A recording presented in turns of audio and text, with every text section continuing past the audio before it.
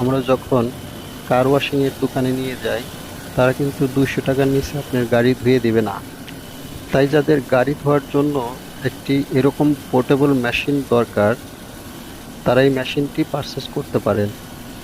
তবে যাদের বাড়ির ছাদে প্রচুর অ্যালগি হয়, ময়লা হয়, ওই ময়লা পরিষ্কারের জন্য এই মেশিনটি আহ, যথেষ্ট নয়।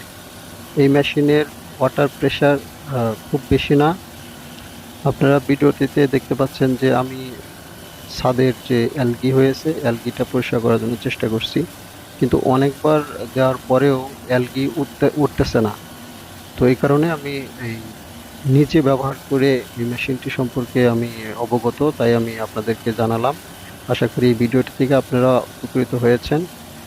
যদি ভিডিওটি ভালো লাগে অবশ্যই লাইক দিবেন এবং আপনার বন্ধুদেরকে জানাবেন যে এই মেশিনটি কেমন। ধন্যবাদ সবাইকে। আল্লাহ হাফেজ।